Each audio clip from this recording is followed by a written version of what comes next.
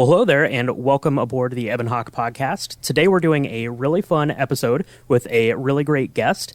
So today, we have with us Parks, also known as ArTorr on YouTube. Has a really great channel, but he's joining up with us so we can do a little bit of digging into the Knights of the Old Republic and Mass Effect kind of, lineage and similarities, and, just learn a little bit more about, kind of these franchises that, sort of piggybacked off of one another. So, Parks, welcome to the podcast.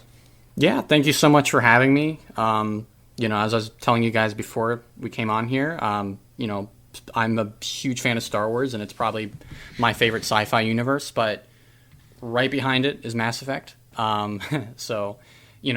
for anyone who has not played Mass Effect, it might surprise people to know sort of the connections, both games have, or I should say KOTOR and Mass Effect have. So, yeah, it's going to be a lot of fun to dive into that. And to anyone who, wants to see my videos or anything that I make, I make a lot of Star Wars content. You can find me on YouTube as ArTorr, as Brian said. So, yeah. Yeah, absolutely. So I was just kind of browsing through your channel here, and it looks like you do some really great kind of documentary, deep dive kind of things on, there's some focus on Star Wars, but just kind of, all other kinds of media, some different video games and stuff like that, movies, a little bit of everything. So yeah. for our podcast, the Ebb and Hawk podcast, obviously Star Wars and KOTOR kind of focused. So I guess... what kind of got you into this world? You said, of your sci-fi favorite universes, Star Wars and Mass Effect are right up there. So what was it that, kind of first got you interested in Star Wars going down that path?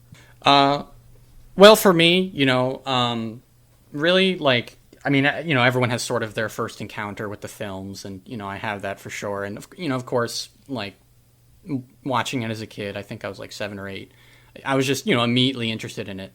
But really what got me hook, line, sinker into Star Wars was probably the Clone Wars.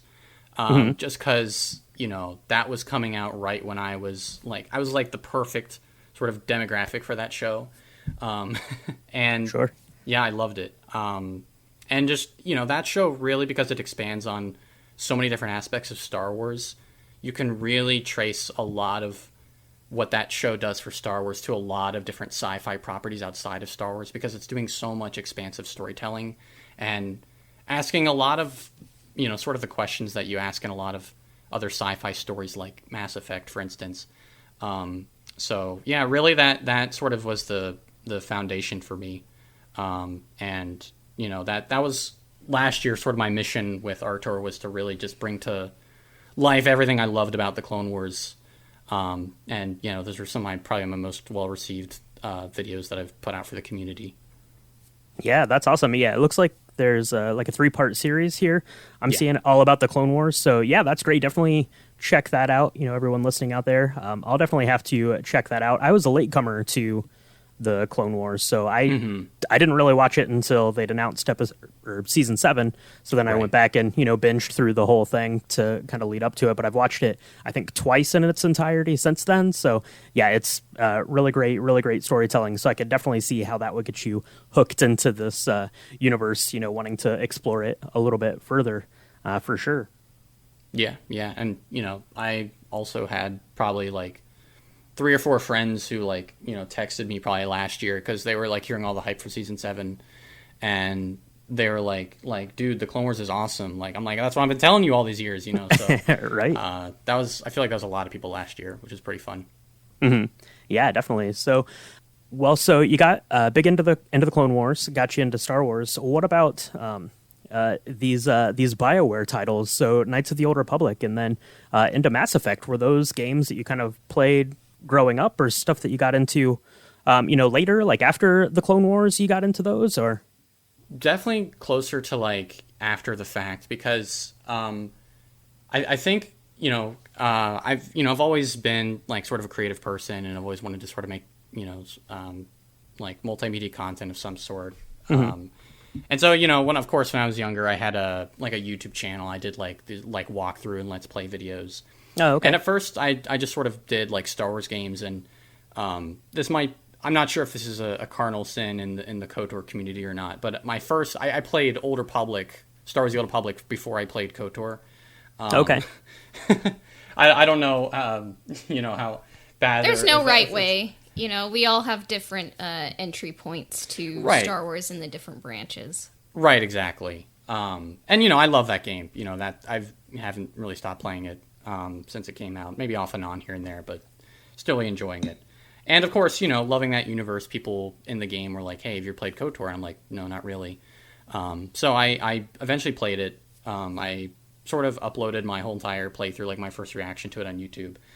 Don't watch it because I was like 15 when I did it, and I don't recognize that person anymore. But no, yeah, I love the game. It was just like a really complete Star Wars experience. With great characters and great storytelling, and sort of like a great like choose your own adventure approach to the storytelling, which I feel like is people try to do a lot of the time with different areas of Star Wars, but nothing has really done it better than sort of the KOTOR games in that regard, and really planting you in that fantasy and making you feel like you're part of it. It was definitely a new way to kind of tell that story and to flesh it out and to make you feel like you were part of it, which is why I think it resonated so well with a lot of people. And I think that's what a lot of people can identify with in the Mass Effect series, to that same T, right? You can really kind of see yourself in those roles and in those environments and situations. So yeah, it definitely those universes that BioWare built, hit with a lot of people, which is pretty awesome. So, and then I guess before we go, let's just talk, for a couple minutes about your channel. Like we said, it's ArTorr on YouTube. Yes. So like I said, kind of these documentary type of things. What got you interested in, doing those, getting this content made? You said that you'd always, kind of wanted to produce content and stuff like that. But, yeah. How did you get started in it? And, what's kind of the creative process for doing it? Sure. Well, as I said, I sort of started on YouTube doing like Let's Play videos and like walkthroughs for the games I liked. And at some point, I think probably like, I was done high school or whatever. And I was just sort of, it was getting to the point where I was like, all right, well, I enjoy doing this, but I'm not really challenging myself by doing this. This is just something I can just sit there, record, put up. It's fun, but it's not really challenging me. And, I love filmmaking, and, I was majoring in filmmaking. I switched my majors a little bit ago just because, I feel like I'm pretty confident in like a lot of the stuff that I like about film, and to not do it as a career, but really to do it as like a passion. Sure. But yeah, so I like filmmaking, and I like a lot of the storytelling aspects of it, and I've always loved like analyzing it and stuff like that. And, with ArTorr, sort of the initiative for that channel was, after years and years of doing content on my other channel, I sort of just wanted to finally do like these full-blown sort of deep dives into games that I really enjoyed. Mainly games. It was supposed to just be video games in the start. And so I started with like the Borderlands games because Borderlands 3 was coming out. I was a big fan of that. And then, I had to talk about Borderlands 2 first. And it was okay, but really it wasn't until like the Clone Wars was coming around that I felt like this like deep like sort of inspiration to sort of bring shine a light on that show, because growing up, I loved it, but it never felt like it sort of had the same sort of appreciation as the films. When to me, that was my Star Wars, and I really just wanted to shed a light on all of the creative aspects and a lot of the genius behind the show, and to just really expose as much of that as possible, in the same way that sort of the genius of the films or some of the greatest Star Wars stories have been sort of talked about. And so that's sort of what drove me to do those videos. And really from there, I sort of realized I could do that with so many other things, like The Last of Us and Jedi Fallen Order and Cyberpunk, which came out earlier this year, and other Star Wars properties like Star Wars Rebels, which I did earlier this year. So it's just sort of now become like a continuing mission to just sort of sort of just talk about the production of these things, sort of give people insight into how these things are made, but also emotionally connect with people and sort of, hopefully pass on a message that resonates with them just by looking at something that they love, or maybe something that they didn't like at first, but they learned to appreciate because of maybe what they learned about it. So, yeah. Oh. That's awesome, yeah. And, my introduction to your channel was actually the Failure is Not the End, The Journey of Star Wars Jedi Fallen Order. Loved it. Yeah. Thank you very much. Yeah. And then, I also liked the Rebels video because I think Jedi Fallen Order and Rebels, they kind of, they're about hope, but, kind of the complexity of hope. And, yes. Sometimes hope is hard, And Yeah. And also sort of, both are very concerned with, I think, especially Rebels, the mythological aspects of those themes and sort of, sort of deconstructing, sort of the storytelling stuff in Star Wars that builds into those themes. So, I love Fallen Order and Rebels, and I love most things in Star Wars. It's not, I'm glad I can say that. But yeah, no, thank you. Those videos were very fun to make. Yeah, and at the end of the day, it's really about the emotions and the resonance that stories have, and I always love examination more than just either it's a masterpiece or it sucks, Yeah. I was trying to get away with that, or get away from that with ArTorr, because I feel like on the internet, like you said, there's a very natural inclination to be I think it's bad, I don't like it, or even just to be very blindly, this is great, this is good. And it's important for people to have opinions and express them, but yeah. I always really just sort of, just sort of pulling back the curtain and sort of showing people here's all the things about it that, you can really appreciate and love, because the people who made it put a lot of thought and care into it. Yeah, absolutely. So, why don't we do this? Why don't we take a quick break, and then we'll be back with Parks to talk a little bit about, kind of Bioware getting off the ground, doing a little game that everyone out there listening's probably heard of by now, Knights of the Old Republic, how it ties into Mass Effect, and talk a little bit about Mass Effect. And Parks going to tell Cassie and I why we should play it, because spoiler alert, neither of us have. So, no. Let's take a quick break, and then we'll be right back and dig into this thing.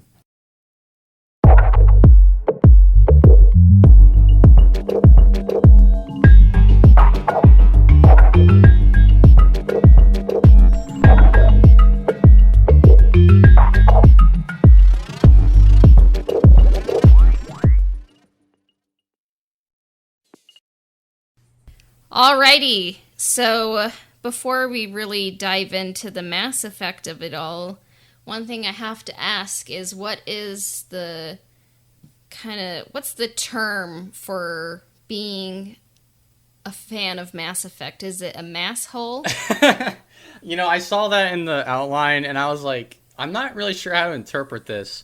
Either was I. That's true. I would love to be called a masshole if that makes me a fan of Mass Effect. That's such a great idea. No, I don't know if there really is a term for that. No. I mean, is there even a term for? I mean, you have Trekkies. Is there even a thing for Star Wars fans? Star Warrior. A Star Warrior. Yeah. I guess. So when I got the outline for today, and I saw that, and I typed it into my favorite web browser and was looking, and I did find a reference to this, and apparently that is a slang for someone that gives spoilers for how Mass Effect ends. So that makes sense. So I guess we're probably not going to get into spoilers too much, but spoiler warning, I guess for Mass Effect going forward. But yeah, that's kind of what I could find out about it, at least. I don't know. Yeah, definitely throw for the YouTube version, you can throw a whole don't be a masshole sort of sign with a circle with a slash around it. You can do that. Yeah. So, spoiler alert, in case you weren't paying attention, we're going to be talking about all things Mass Effect today. But yeah, as Brian kind of said earlier, neither of us have really dived into the Mass Effect world. Like, somehow I just missed the train. I was really into KOTOR, but just didn't really make it to Mass Effect. But if you had to, like, kind of give a pitch to people to tell them about the Mass Effect series, like, what is the Mass Effect series? So Mass Effect is an action role-playing game, or really it's a trilogy of action role-playing games, where you play as Commander Shepard, who is sort of who's sort of a defining hero for the Human Alliance, as they enter into this very alien version of our universe. You know, it's in the Milky Way, so you have Earth, but also you have all these other planets that are inhabited by alien species, and it's very much focused on technology and sort of the differences between, or rather the differences and similarities between all these different alien races, and uniting them against a common threat known as the Reapers. So yeah, and of course made by Bioware, so it has sort of the choice and consequence gameplay that you know and love from KOTOR. Yeah, because I was talking to one of my friends who is a Patreon member for our Patreon, Minhaz, and he was saying, like, that he thought the morality meter of Mass Effect was influenced by the light and darkness slider that you kind of see in KOTOR, and it's like, oh, that's kind of cool that, like, it's not just a Star Wars thing, you know, you can have a morality meter. Yeah, and in a way they sort of reconfigure that for Mass Effect, because you don't really have, like, the Force in Mass Effect, but they do again, you know, put that an emphasis on the same sort of moral quandaries that comes with the light side and the dark side, except in Mass Effect it's Paragon and Renegade. So as a commander, you're making choices that sort of define you as you know, someone who, you know, sees that the means justify the ends. That's sort of the Renegade. Or Paragon, you know, you're sort of protector of justice and good and stuff like that. So very much like a Jedi or a Sith. Oh, cool. And then you said it's a trilogy of RPG games. Okay. And then are there any, like, spin-off titles or remakes or anything? There's Mass Effect Andromeda, which is essentially a spin-off. It takes place at the same time as the trilogy in the Andromeda Galaxy. It's not as well received by any stretch, nor quite as impactful as the Mass Effect games. And I believe Bioware is currently working on a Mass Effect 4, or whatever you want to call it, Mass Effect 5 of some sorts. So they're still telling stories in the universe, but when people talk about Mass Effect, they're usually referring to, you know, Mass Effect 1, 2, and 3, this, you know, iconic trilogy of video games. Mm-hmm. Oh, yeah. And was it earlier this year, right? The Legendary Edition, which are the remasters of the, you know, the original ones from 2007, 10, and 12. Yes, exactly. Yeah, and that was a big deal because people have been asking for that for years, just because people love the game so much. And yeah, that is definitely, that sort of has reignited a lot of conversation about Mass Effect that, you know, was sort of not left in the greatest state for a couple of years because people didn't like Andromeda, and some people had problems with the way 3 ended. So, but Mass Effect Legendary Edition was like a really nice trip sort of back to all the things that made those games great. And yeah, so if for anyone who has not played Mass Effect, picking up the Legendary Edition is a great place to start because everything's sort of made for newer systems and the graphics are great, and you know, you get to enjoy all the content plus the DLC from, like, the original games. Well, that's good to know. Maybe we could do a playthrough or something. And, yeah, there you go. Yeah, kind of experience a new story, like, and not, like, maybe tread the KOTOR train too thin, you know, kind of space things out. You do get a little bit of, as we'll go through, you do get a little bit of KOTOR with Mass Effect, so there is definitely that appeal to it. Yeah, and so you mentioned a Commander Shepard, and then I believe you can like choose to like make Commander Shepard like a male or female. Is that right? That's correct, and pretty iconic because with KOTOR, Revan being male or female. Either way, sort of everyone else in the game has a voice except for Revan. Mass Effect was really the first Bioware title where the protagonist had a voice and the whole game was fully voiced. So imagine like Revan if the whole game had their voice, and so they did that for Mass Effect with male Commander Shepard or female Commander Shepard. And didn't that kind of like carry over to the Old Republic where it's like you kind of select the gist of what you'll say and then you kind of get to hear what it says? Yeah, very much. Like sort of the dialogue wheel. I believe Bioware has it patented actually. Other sort of games and RPGs have sort of done their take on the dialogue wheel, but really Mass Effect, took sort of that idea of like sort of abbreviating what the character would say, putting in the dialogue wheel, and then when you pick that option, it more or less represents what's being said. But the whole point of it is that, you're sort of picking it based on emotion at the moment. Like, am I feeling more angry at this person? Am I feeling more charitable? And that's sort of the point of like the abbreviated dialogue wheel and then the extended option. So it was sort of an innovation of what they had done in their previous games like KOTOR. Yeah. Yeah, and then I think the male Shepard was voiced by Mark Muir, and then I believe that the female Shepard was voiced by Jennifer Hale, who she's basically in everything. Like she's a very prolific Guinness Book World Records winning voice actress, but she was also Bastila Shan in KOTOR. Oh yeah, yeah, and she would also go on to be sort of the voice of the female trooper class in Old Republic. She went from playing a Jedi to a soldier in one universe and then a soldier in another universe. So her and Bioware are pretty close because she even did voices, I think, in the Baldur's Gate games before KOTOR, like some like pretty iconic companions. And I think Mark Muir did like a few lines here and there for like some of Bioware's older games. He wasn't in KOTOR at all, I don't think.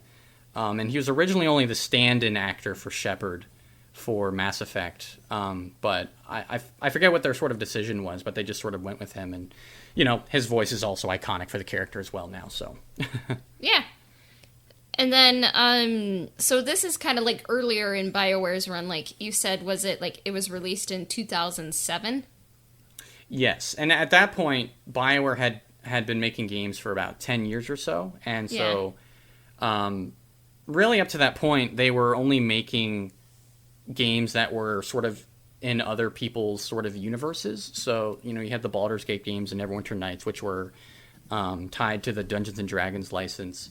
Mm-hmm. KOTOR, obviously the Star Wars license, and then they had a couple of other games here and there, like MDK 2, which was a sequel to MDK.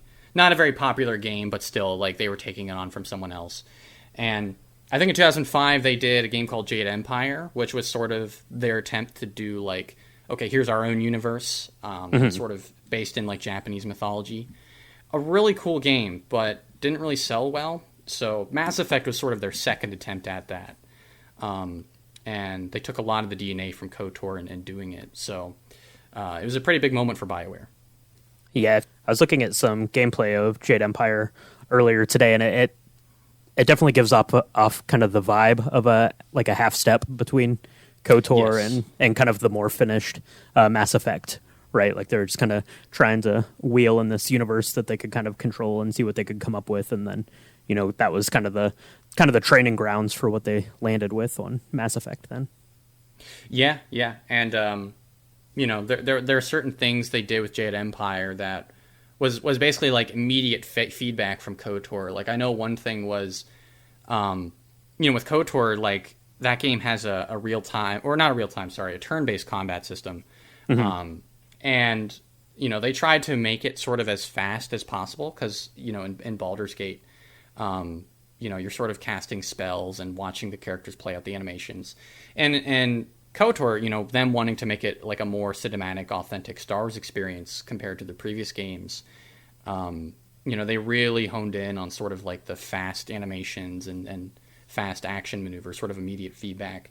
And so in Jade Empire, they like officially dropped sort of the turn-based combat system and went for like a real-time combat system where you hit the input and immediately does it. You don't have to wait for the animation to play or anything. And then, of course, in Mass Effect, that followed through even more because that whole game is basically a shooter. Mm-hmm. Yeah. I was like, I don't think it would probably be like a turn-based system for Mass Effect, so that's good to know. Yeah. Yeah, it's popular with some people, but I think like say if there were to be a remake of KOTOR nowadays, I think that the turn-based would be probably done away with. So yeah, exactly. Nobody had time for that. So yeah, so this is kind of made like in early Bioware time, and so it would probably be like the same team that developed KOTOR, and so I'm guessing Casey Hudson was there, and the team like who was in charge of KOTOR, because I think like the Knights of the Old Republic book by Alex Kane, they were talking about like he was talking about the background of what went into creating the KOTOR game, and it was kind of talking about how Mass Effect, or how Bioware, they kind of turned down doing Knights of the Old Republic 2. They recommended Obsidian Entertainment, and I believe like that was Obsidian Entertainment's like, first big game, and I think like Bioware, they just wanted to like kind of not have like a tight deadline, and they wanted to dive into they wanted to create like their original IP. So how do you think that team, how do you think like going from KOTOR to Jade Empire to Mass Effect kind of influenced that trajectory? Well, I think with KOTOR, you pointed out a lot of things, sort of reasons they didn't go and develop the sequel. I think I don't know too much about sort of how it was working with LucasArts. I sort of presume it worked out well, and obviously they had a lot of creative freedom, just given how different a lot of things in KOTOR are from the rest of Star Wars. But ultimately, yeah, like they were getting to the point where they really wanted to have IPs that they had complete control of. So not only could they control sort of like the universal aspects of it, but they could also control like the branding and the merchandise, and it was sort of like all in their wheelhouse and for their benefit. And so that was sort of, I guess, the attempt of Jade Empire. And Jade Empire was an older idea that I think Ray Muzica and Greg Zeschuk, who are the co-founders of Bioware, they had in the company, to sort of do something that delved into Japanese mythology. And after KOTOR, they figured they sort of had the technology to do it. So that was, I think, sort of started during KOTOR's development, and then of course finished about like 2 years later, I believe. And then with Mass Effect, because Jade Empire was really that was different parts of the studio sort of coming together and finishing it. You had some of the core designers of KOTOR working on it. I think Derek Watts was the art director, and hopefully I'm not getting his name wrong, Preston Wadaminik, who is, I think, the sort of lead game designer on KOTOR, was sort of doing the same thing on Jade Empire. But really for Casey Hudson, after finishing KOTOR, his next sort of ambition was the pitch for Mass Effect, because I think just after finishing it, him and like sort of the team of 7 core designers who were working on KOTOR, they sort of laid out like a document with some of their ideas for like their own universe. And I think the essential pitch was like, take the formula that worked so well in KOTOR and apply it to a universe that Bioware could control and could create from the ground up. And so that's sort of where Mass Effect was born. And as I don't know if I already mentioned this, but it was initially called SFX, which is really funny. Oh, okay. So yeah. I just think it's an interesting name because it sounds like a sound effects type of thing. So they That's wanted what I was something thinking. yeah, so they wanted something like, I guess, like dramatic and definitely brought that like sci-fi feeling. Yeah. So yeah, so you know, you can't have Mass Effect without KOTOR, because a lot of what Bioware learned on KOTOR, making their full scale biggest RPG yet, helped them to do something that was even bigger with Mass Effect. Yeah, it's funny if you look through the timeline of their games, they basically each just broke their own record for how much like recorded dialogue and stuff Yeah. was in them. So it it just kind of all built on kind of those early entries, and then kind of with the I don't want to say peak, but they got to this point with Knights of the Old Republic where really they were able to then with the success of that game go off and kind of do whatever they wanted to do, and struck gold then with Mass Effect again. So Yeah, Yeah. absolutely. Yeah, Minhas, he said, I think the space opera aspect was clearly inspired by KOTOR. Oh, for sure. And, yeah.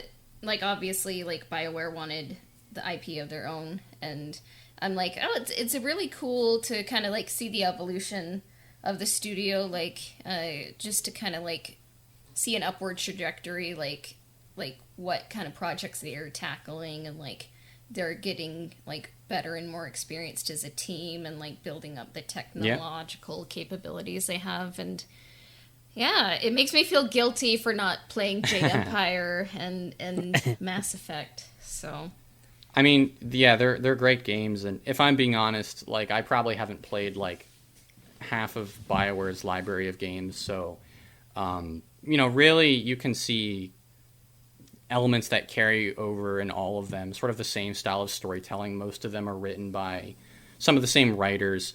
KOTOR and Mass Effect are both have the head writer of Drew Karpyshyn, and I think Luke Christensen, he's worked on, I think he's done like writing for, I think, almost all of BioWare's games up through like the most recent Dragon Age, I think. So yeah, because he worked on the Baldur's Gate games, and then KOTOR, and then Mass Effect. So really playing them, you get sort of a broad spectrum of the type of storytellers BioWare is, and really you get a sense of like their love for role playing, because Ray Musica and Greg Zeschuk, we're huge tabletop role playing fans, and so I think sort of the winning sort of element, what makes all of their games great and why they're able to push, make these advances with each new title, is because they understand that when it comes to like tabletop role playing, it's not about like literally recreating the experience, which was what a lot of other RPGs were sort of doing at the time in the game industry, but it's about recreating how it feels. And so, with KOTOR, it was like, this is, they could have easily had sort of the top-down isometric camera of Baldur's Gate and had the same sort of book-like narrative of Baldur's Gate, but, give it the Star Wars skin, and it probably still would have been a really excellent game. yeah. But, because you had, like, someone like Casey Hudson sort of leading the charge, he was a mechanical engineering grad, and, had a very technical mind, and kind of understood the mechanics of working with a lot of people to create something that hadn't even existed yet. He really wanted to push it to be like cinematic, to really recreate the experience of the films as much as possible, and using the technology that was developed at the time, in the games industry, very broadly speaking, to do that. So it's sort of a groundbreaking game in that regard, and every sort of BioWare title over that decade, pretty much throughout the decade, is groundbreaking in some way or another for the RPG genre. So yeah, I think that it's really what kind of separates the BioWare RPGs from other RPGs. Like you mentioned, a really good point. They really leaned into like the the tabletop RPGs, role playing games that you'd play, and what people really like about those. I'm not huge into those. I have played them and enjoy them, but what you really get out of that is you're really telling your own story.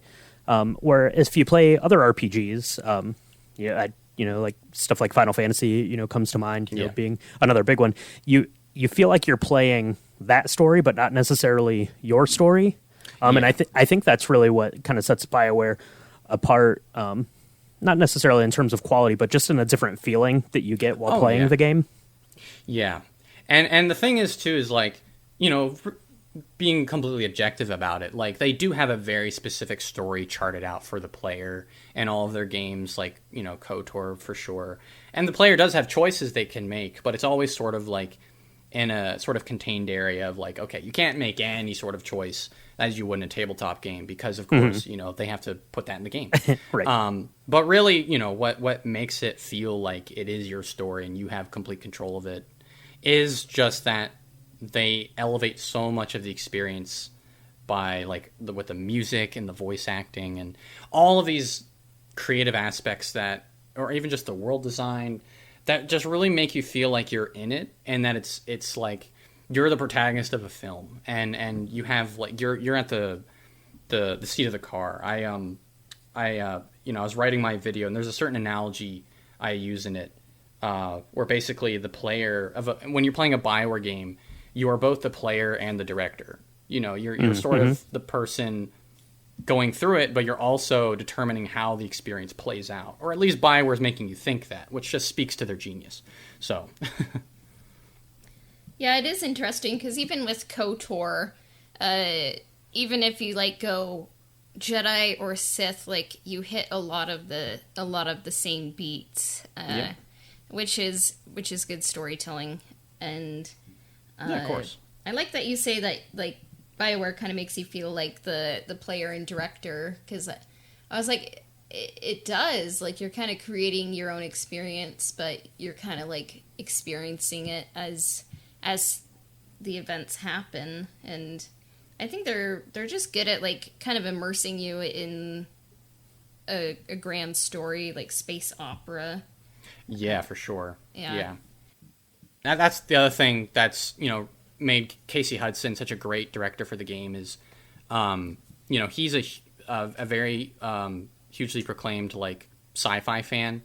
I was watching an interview recently where he was talking about, like, he's the type of guy that'll go to, like, the grocery store and look through, like, the $3 movie bin and look for, like, the, you know, like, the sort of, like, $3, like, sci-fi movies. Oh, yeah. That, you know, really cheaply made. But, you know, they always have that sort of, like, feeling of just being in space and, you know, that space opera thing, like you said. So I think for him, like, working on that game, he knew exactly what he wanted to do. And what really things needed to work. And, you know, that also, of course, speaks to what works in Mass Effect about the space opera aspects. I think we mentioned the dialogue wheel, which was kind of like a step forward, I think, like, for the storytelling. Like, what, like, kind of steps forward did you notice, like, whether it's in the design, whether it's in how things look or presented, or, like, in storytelling, like, what new, like, what was new in Mass Effect that, like BioWare innovations presented? Well, as you said, the sort of the dialogue wheel being a big one. There's also, you know, again, to further emphasize sort of like that cinematic approach, you know, that was a big thing with Mass Effect, because with KOTOR you could see them sort of going for like creating a cinematic experience, but as we said, like, with some stuff like the turn-based combat system and even just some of the technical limitations of the time, you know, in terms of, you know, what you can have loaded up on a screen, like how far in the distance can you look. There is some aspects of that experience that they have to sort of contain. It's not like a huge sprawling sort of thing. But in Mass Effect, it was a lot more like that. And so they really pushed the technology a lot farther. There's a lot, like, cutscenes are pretty well integrated into the gameplay. And, you know, they sort of play around a lot more with, you know, I'd say the cinematography, because in KOTOR you have that sort of over-the-shoulder camera, which was, you know, a big thing. Not many RPGs really had that, at least not like the ones where you chose, like, your dialogue and stuff.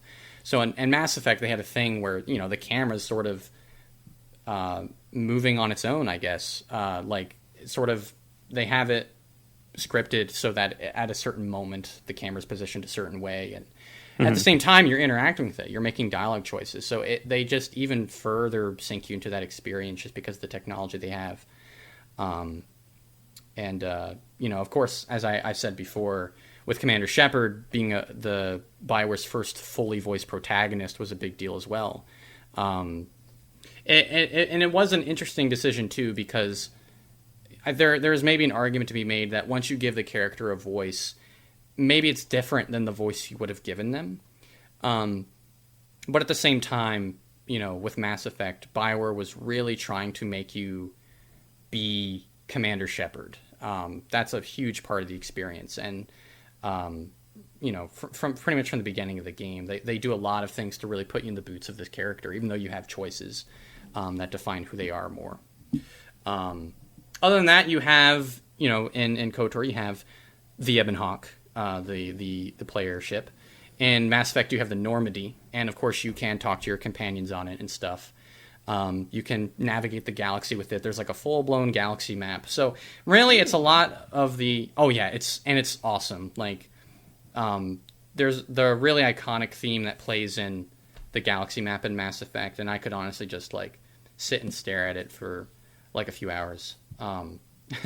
It's also sort of what inspired the galaxy map for the player ships in Old Republic. So really, you can see a lot of things in Mass Effect that are basically just delivering on the wish fulfillment in KOTOR that some of the technology wasn't able to do at the time, and then ultimately you could see, I guess, an answer to what if KOTOR was made in 2007, a little bit more of what it would have looked like. Yeah, because Mass Effect was released, I believe, right on the Xbox 360, so it had a generational upgrade there, and I think it was one of the first games to start using the the third release of the Unreal Engine. Yes. So Yeah. So quite a bit more processing power in both of those things. So one of the things that I noticed, like I said, I've never played it, but I did start watching like a little bit of a playthrough. Not yours, per your recommendation to not go back and watch yours, but I was looking at it, and one of the things that kind of stuck out to me as I was watching it was that Mass Effect looked like a game that was designed to be played on an Xbox. And I played Knights of the Old Republic on the original Xbox. That was my first introduction to it, and that always to me felt like a game that I should have been playing on a computer and not on an Xbox. So I think that just some of the lessons they learned in doing a console game versus the computer game, because I think like Baldur's Gate and all that stuff was all PC games. So just some more lessons that they learned there and were able to kind of hone in and make it more user friendly, I guess, for the end user. Yeah. A lot of the decisions with sort of Mass Effect was like you said, making it console friendly. It's still great on PC, of course. But yeah, at the end of the day, they made a game that was, just as accessible to consoles and probably more accessible to console users than KOTOR. Even though I'm sure, they've done KOTOR on mobile and the controls I think work well there. You could do it on console, and it was on console. But yeah, it's for sure, like you said, something they got much better at with Mass Effect. Yeah, and maybe we should have asked this earlier, but Star Wars obviously means you have War in the Stars, and like Knights of the Old Republic, you have Jedi Knights in the Old Republic. What does Mass Effect mean? Okay, so essentially what the title is referring to? Yeah. So it has a couple meanings, like any great title does. I think the first thing is sort of in the universe of Mass Effect, you have these these portal devices of sorts. They're like giant sort of ships with well, not really ships, but they're like giant sort of like beacons, like lighthouses, I guess, is sort of a thing you could compare them to, with like a giant sort of gyroscopic sort of energy thing in the center. And the purpose of these things, they're called Mass Effect relays, is to shift a whole bunch of matter across the universe very quickly. So sort of like hyperspace. So that's the sort of in-universe meaning of it. There's another idea to the name Mass Effect, or another interpretation in that because you're Commander Shepard, and a lot of the game is about sort of the impact you have on the different alien races of the galaxy and other humans and your companions. It's evaluating sort of, the mass effect you have on other things. And, oh God, my one engineering friend the other night made a joke about Mass Effect. I'm trying to remember it, about saying how mass is matter, or something related to matter and the effect of matter. And he was trying to say that it essentially translated to your choices matter. And I can't explain it super well, but that's another angle of it, essentially. So, yeah, and that's sort of where it came from. And that was a title that they didn't land on for a while. I have it's a really great book. I recommend it if you want to learn more about Bioware. Called they just released it last year, like Bioware: 25 Years of Secrets and Stories. Oh, cool. Yeah, and they talk about the development of all their games in there, and they go. It's really great. And there's a whole page where they talk, like they have the different titles of Mass Effect laid out. They had like the Epsilon effect. They had, I think it was called like what was it, Dark Energy at some point. Different stuff like that. Oh, perhaps we'll have to become bookstagrammers, on our podcast and talk about that book. It's so good. It's really informative. It's fantastic. Their KOTOR section's like 30 pages long. It's fantastic. Ooh, I like that. Yeah.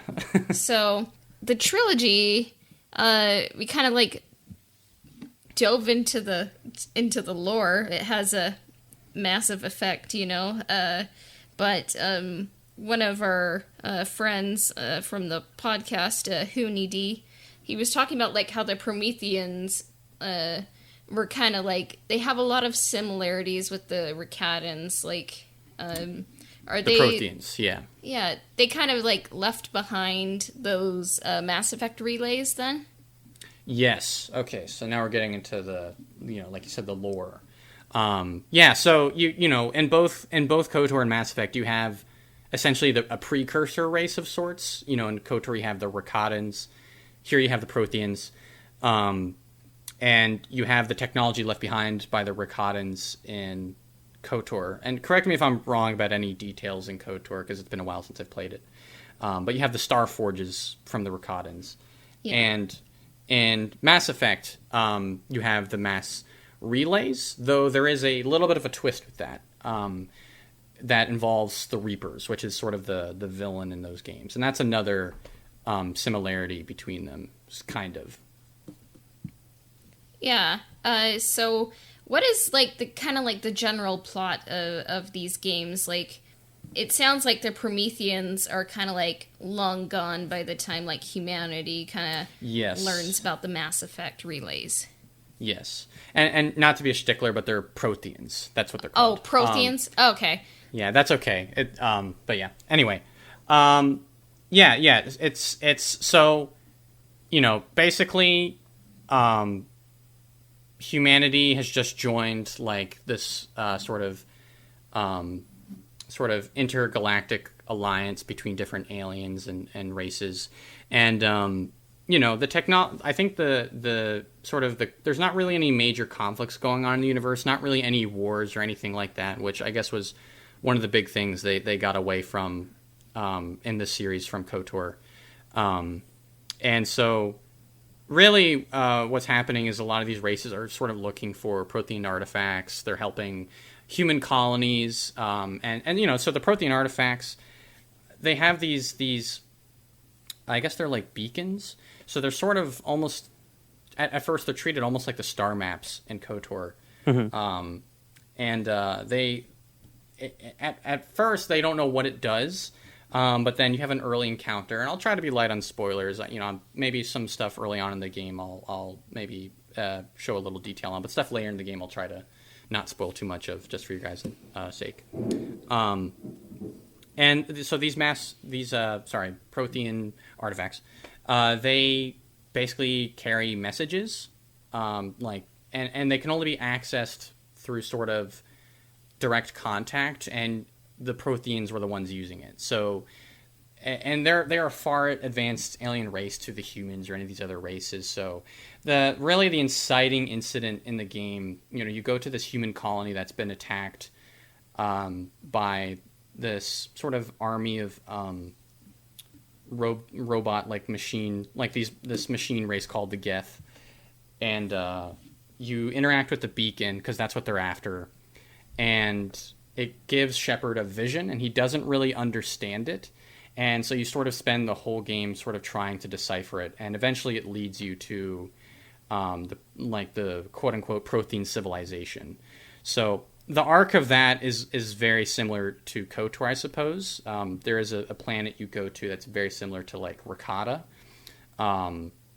for this sort of precursor race, and sort of the fleshing out the visions that you have along the way also being a big part of the game. And so that's sort of how it goes along. And your main antagonist at that point is this guy called Saren. He's a Spectre, which in the world of Mass Effect, they're basically like the chief operatives of the Galactic Council. Basically, they are Jedi, and functionally in the game, they have sort of the same sort of authority as Jedi to preside over issues and to sort of decide how matters are panned out. And so you need to go after this Spectre who's gone rogue, and sort of stop him from whatever he's trying to, get from these beacons. And along the way, you learn about the Reapers, and they're sort of like a organized, sort of like a how would you describe them? Sort of like an elder god machine race that wants to wipe out all organic life. So, Okay. yeah, it's very heady sci-fi themes, but all handled through that sort of space opera sort of lens. So they're a machine race. That's really cool. Yeah, and sort of I think the key idea behind them, they sort of are Lovecraftian elder gods, except Casey Hudson, being as big into sci-fi as he is, I think was very fascinated by the idea of artificial intelligence one day being smarter than humans. And I think sort of in the time it was made, that was with AI technology coming along, especially on the internet, that's sort of become a more prevalent concern. And so they're sort of embody that, they're this elder, eldritch sort of race, but they're machines and they're AIs, and they're supposedly more powerful than all life in the galaxy, which of course creates the sort of driving plot of the next few games, which is uniting all the alien races of the galaxy to fight the Reapers and stop them from everyone going extinct. Wow, that's really cool. Yeah, it's a lot. And you said KOTOR has an Ebon Hawk crew. We're not really that familiar with the Ebon Hawk, but not here. Yeah, and then the Mass Effect ship, you said it was the Normandy. Yes, correct. And then who kind of fills up the crew? Who are kind of the big crew members that you interact with?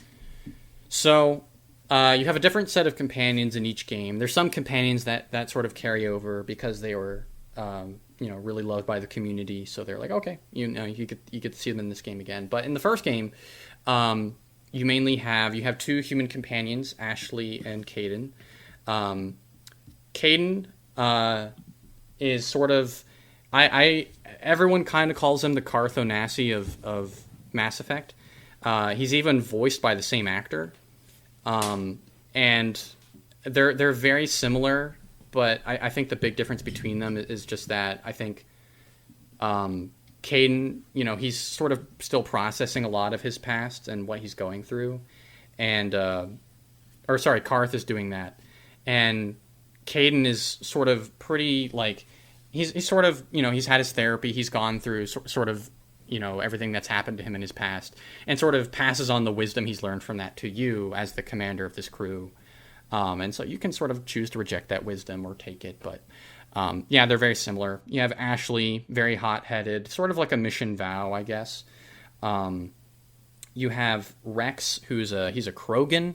They're like this race of aliens who are warriors and mercenaries. They're kind of like the Mandalorians of the Mass Effect universe. Mm-hmm. And I think I was reading a post on your Instagram about sort of what connections are there between KOTOR and Mass Effect, and someone brought up that he's very similar to Canderous Ordo, which is a very valid comparison. And there's Garrus, who's sort of a beloved fan favorite of the entire trilogy. He's a Turian. They're sort of like these avian-like people. I almost compare them to like birds mixed with turtles a little bit. And he's sort of like a CSEC officer who's you know, sort of tired of sort of the red tape of like the council's politics, and goes with you because he wants to sort of, you know, you have the authority to really carry out justice in the universe. And then there's actually a lot more companions than I thought. There's Tally, who's a big fan favorite. She's a Quarian. She's like sort of that spinoff on, you know, Plo Koon's species from Star Wars. They have to wear a mask to breathe outside of their world. And then you have Liara, who's this of this race of aliens that lives to be 900 years old, and by the time you meet her, she's like 100 or something. And she's like, I'm just considered a teenager by my race's standards. So you get like a lot of these different sort of perspectives, and if there's really a key sort of difference between the crew in Mass Effect versus the crew in KOTOR, it's in Mass Effect they put a lot more emphasis on sort of their alien identity. You know, of course you have certain aspects of KOTOR where aliens are looked down upon, and you know, that's definitely an element in experience, but they really magnify that in Mass Effect.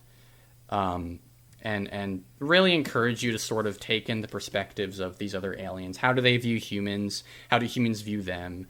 And sometimes with some of your companions like Ashley, you have to work through some of her, I guess, xenophobia about some of these alien races, not wanting to work with them. Because at that time in the game, humans have not really interacted with aliens for very long. It's only been like 20 years. Oh, wow. Yeah, so you're sort of...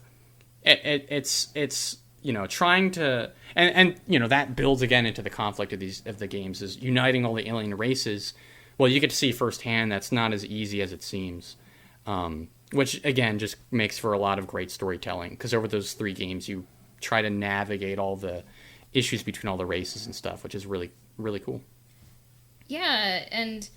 I mean, looking at Bioware, like, what they were able to accomplish with Knights of the Old Republic, like, on Terrace, like, the upper, lower, and under cities. Yeah. And Kashyyyk with the Wookiees and the Sand People on Tatooine. Like, we talked with Hooney about, like, the Wookiees and the Sand People, and I was like, wow, they were really, like...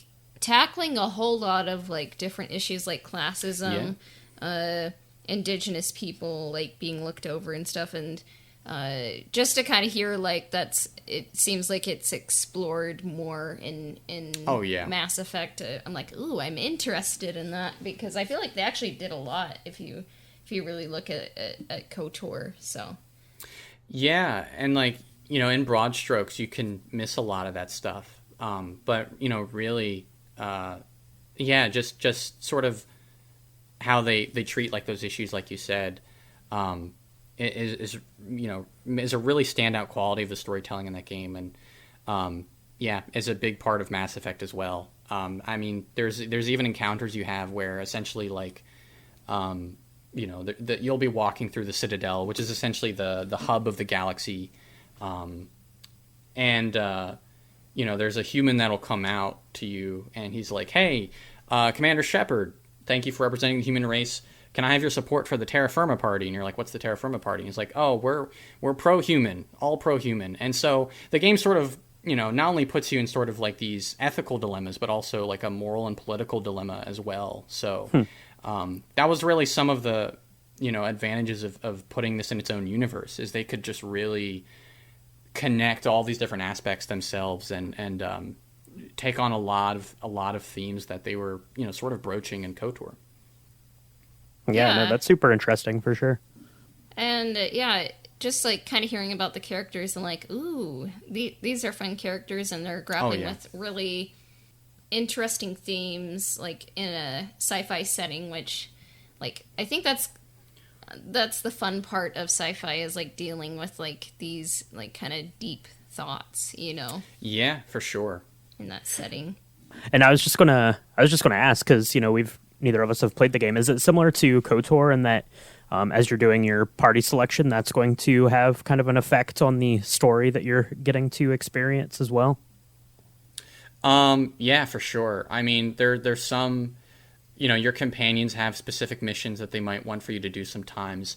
That's not such a big thing in the first game, but in the second game, that is pretty much the core aspect of the game. Mass Effect 2 is all about your companions. Because the whole game is sort of building towards this big mission at the end, and you go on basically like a Dirty Dozen recruitment drive for all of these new companions, and you have to help them sort of work through their issues to make sure they're ready for the mission.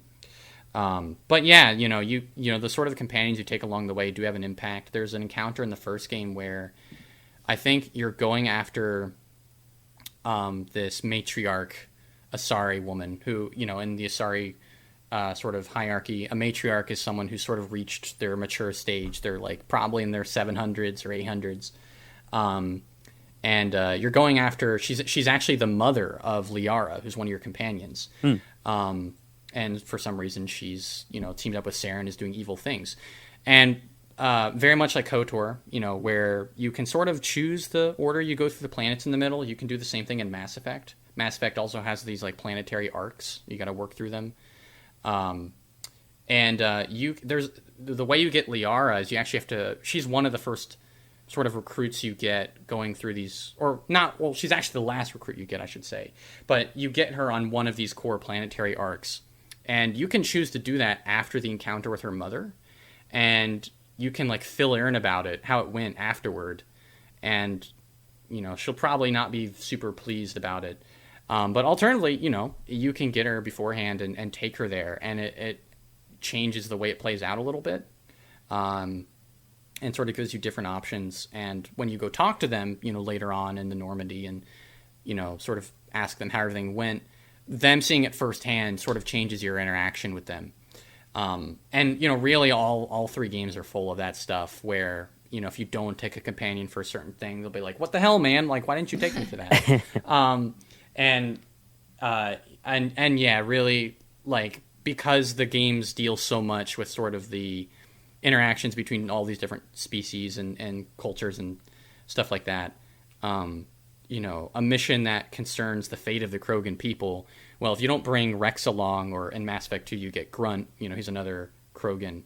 If you don't bring them along for that and you make some big decisions about it, they're not going to like that. And what they often do in those games is they'll also sort of you can have companions killed off, like, depending on if you make reckless decisions, or even if you just have a stark enough disagreement that they're like, I'm going AWOL, and then at that point it's like, like, we're at war, like there's only one fate for you.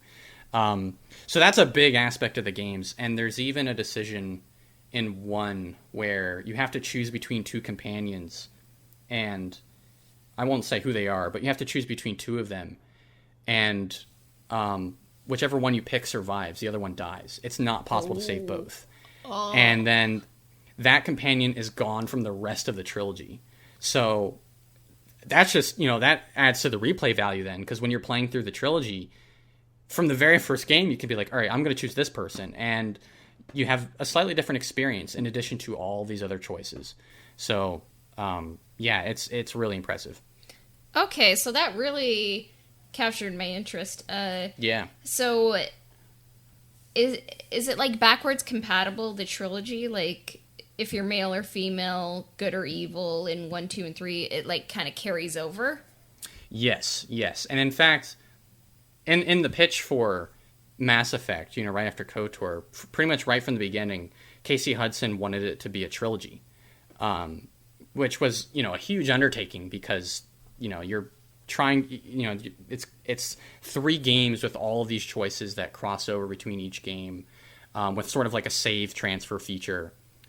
So, when you play through Mass Effect 1, or when you start at Mass Effect 2, rather, you can import your save from the first game, and then when you go into 3, import your save from 2. So, yeah, a lot of those things carry over. There's some things that do not, little small things here and there, but for the most part, all of the big things do carry over.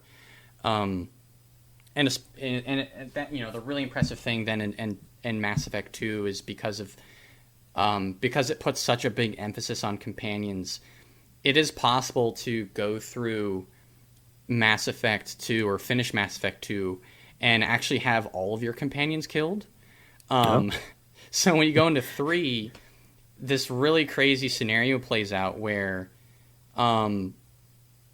basically they'll have stand-in characters for certain arcs in the game because, it's like, well, if that character's alive, you'd be seeing them here on behalf of their people, but they're not, and we need the story to play on a little bit, so we'll have a stand-in character. So stuff like that, it's like, it doesn't dramatically change things, but considering your emotional investment in these characters and where they can end up because of your choices, it is pretty incredible, like the carryover between each game, and it's unprecedented too. I mean, I don't know many game trilogies that were envisioned as a trilogy from the start. Usually that's like, we'll see how this first one does, then we'll go from there. But with that one, they're like, no, okay, we're going to tell part 1. It's a complete story, but, and then part 2, it's a complete story. And they didn't have every detail laid out per se, but they, knew very generally where they wanted it to go. And they wanted always their goal was to have choices carry over. Huh. That's really cool, and I'm really starting to feel guilty for not having played Mass Effect. So, hopefully, like our listeners who haven't, played Mass Effect, they're like, "Oh, I'm just downloading it right now." It's fantastic. Yeah. So, and one day we will all be massholes, I guess, or if someone has a better term out there, they can call themselves that. So I guess if you had to give a pitch to get someone to play the Mass Effect trilogy, what would you say?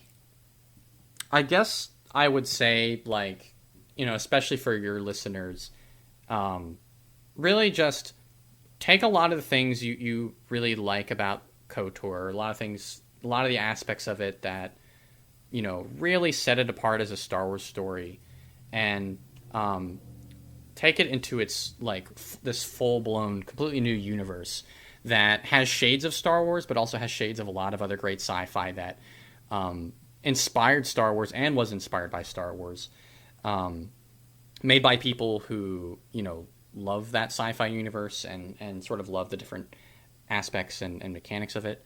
It has a lot of choices that matter, some great companions, great writing, a world that you can really get lost in, and Commander Shepard, who is just one of the coolest protagonists in a video game ever. It's really great, and with the Legendary Edition, you get probably the most cohesive experience of it yet, because you get all the content added into it that would have come out a couple years ago and you had to pay extra for, but now it's all rolled up into one big experience. So it's definitely worth getting into if you haven't already. And, you'll also be part of a really awesome community who've, really celebrated these games for many years, as they've celebrated a lot of other of Bioware's games. Yeah. I'm I'm going to have to, either watch a playthrough or do a playthrough, so. Yeah, absolutely. Knowing you guys, you would adore those games. There's so many things I want to go, to go more in on. But I think part of the fun for you, if you guys play that, will sort of be, sort of seeing the similarities and differences from KOTOR and understanding, I guess, where really the Star Wars ends and where the Bioware begins in KOTOR, and just really appreciating, this studio's ability to tell really great stories. Yeah. and it was really fun to learn more about Mass Effect, and I don't know, because like sometimes we talk to people and they're kind of newcomers to Knights of the Old Republic, but it was kind of cool to like kind of be a newcomer to Mass Effect and be able to kind of learn everything. So thanks for coming on, and just a reminder, where can our listeners find you, and what are you currently kind of working on? You can find me first and foremost on YouTube as ArTorr. That's ARTO. Well, my name's in the title. I don't need to spell it out, but you can also find me on Twitter at Parks Harmon. And I'm currently working on a video for Mass Effect. By the time this episode's out, it's probably already up. And that's just the first video on the trilogy. So there'll be 2 more, of course, for the next 2 games. So definitely check that out if you want to learn more about Mass Effect, if you want to dive more into some of the creative inspirations and design and sort of the themes and what makes that game really special. That's sort of what I'm working on. And of course, also stay tuned to my channel. I'm doing more Star Wars content in the future. So there's plenty of Star Wars things I've yet to talk about. So yeah. Oh, yeah. There's always a war in the stars to kind of find, So surely, yes. That's right. Well, thank you, Parks, so much for coming on and talking with us about Mass Effect. It sounds amazing. I'm sold. I'm going to go pick it up probably. And then after Cassie and I, play through this thing or, watch some playthroughs or something, we'll have to have you back on so we can do like a part 2 of this where we can, we can give you our thoughts back on it, maybe something like that. So, yeah, absolutely. But yeah, thank you so much for coming on, and thanks everyone for listening. Go check out the YouTube page, check out Mass Effect, and may the Force be with you.